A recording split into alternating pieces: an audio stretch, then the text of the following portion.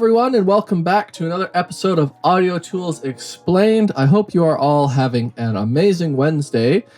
Today we are going to be covering filters, what they are, what they do, where you can use them, etc. If you watched the video I posted on EQing, then you will already be somewhat familiar with the concept of filters and what they are.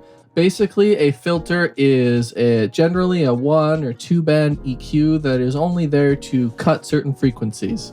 Some filtering plugins do allow you to boost certain frequencies, either with a notch or a band pass. However, generally, most filters are kept to just cutting out certain frequencies. There are many different types of filters, and I'm going to show you some of them here. So this is Ableton's Auto Filter plugin down on the bottom left here. And as you can see, it has a few different settings on its filter selection. First of all, it has a high cut filter. As its name implies, it cuts higher frequencies. You can adjust where the frequency cut is set at with the frequency adjustment knob. It also has a low cut filter, which is, again, cutting out your lower frequencies. Sometimes these filter settings can be called either low pass or high pass instead of high cut and low cut. However, they are doing the exact same task. They just have a different name. There's also a setting called band pass filtering. Now, this is somewhat of a combination between both a high pass and a low pass filter put together on the same frequency. As you can see with the band pass here, it's cutting out everything below and above it, depending on where it is set. Most filters will also come with a notch setting, which is this button here. And what this does is it just notches out certain frequencies. It doesn't restrict the filter to lower or higher frequencies. You can use this to cut out any frequencies at any point using the notch. This next one is actually very, very unique. It's not on many filter plugins. It's the morphing filter. Now, what a morphing filter does is, as you can see right now, it's at a low pass or a high cut filter. However, you can adjust the filter with this morph setting, morphs it into band pass, then high pass, then notch, then back to low pass again. And it's a very, very unique filtering setting because you can use it for a lot of creative things. And it can be really interesting to use once you get into it. Of course, as always, with every single plugin we cover on this channel with this series, there will most likely be a stock plugin version in your DAW that you are using that is a filter or similar to another DAW's filter. Even if you're using video software, most of the time you will be able to find audio plugins in your video editor. So whether you're working as a film editor or a film mixer, or if you're working on your own music, you can find these plugins on your program. As you can see, there's a couple innuendo here. This one's the morph filter, and this one is the post filter. The post filter is probably the most similar one to the EQ that we just saw in Ableton. The morph filter actually has its filter selections on the top and bottom here, filter A and filter B. This particular plugin is very interesting because it actually has 2 filters going on at the same time. So it is also a very unique way to change your audio. If we just slide back to Ableton again for a second and look at its visual display of its filter here, you'll also see that all of these filter options have something called res on the side here, and this stands for resonance. What this does is it will actually boost a frequency depending on where you have your filter set. So if I have this set at 1K, I can boost that 1K range with the resonance if I want to get a little bit more creative. So where are some of the places you can use filters? Well, first of all, a very easy way to use them if you're just getting familiar with them or just starting to make your own audio is to use them to help mix in the ranges of your instruments. For example, I have a bass track right here, which we can see its audio spectrum as we play it back using the Pro Q3. Now, as you can see, there's a lot of unnecessary frequencies in this. There's a lot of super low unnecessary frequencies, such as below 20 or 30, which aren't necessarily coming through.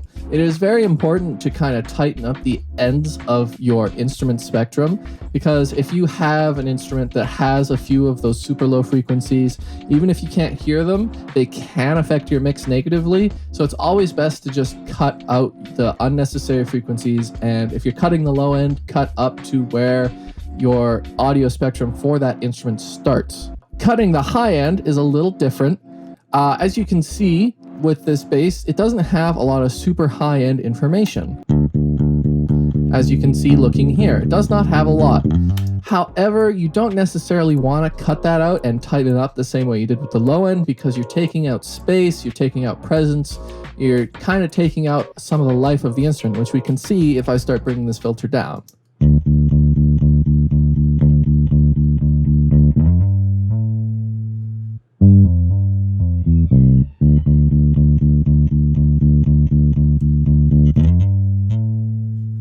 Now, as you could hear as I was adjusting that down, the bass lost a lot of its presence and life and high-end detail. This isn't necessarily a bad thing, but it's not necessarily a good thing either. It all depends on how you're mixing your sounds. Another great way to use filters outside of a general mixing scenario is to actually use them to help design your sounds. I have a Serum synth up right now, which you can see here. As you can hear, it's just a bit of a pad.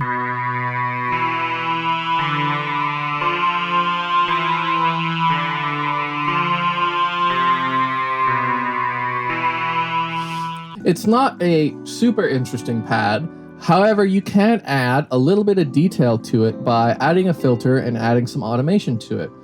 If we pull up our post filter here and we put in a couple notches, adjust their gains a little bit and bring their gain down, you can actually modulate the frequencies of these to add more interest to your sounds.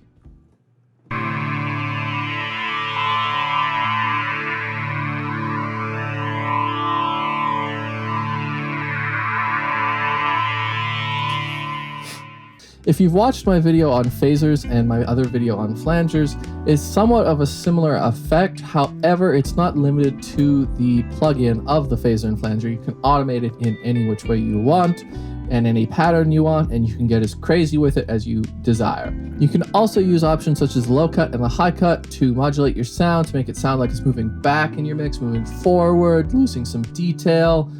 Change it up however you like. Get creative with it. Get freaky. It's audio. It's your creation. You do whatever the heck you want with it.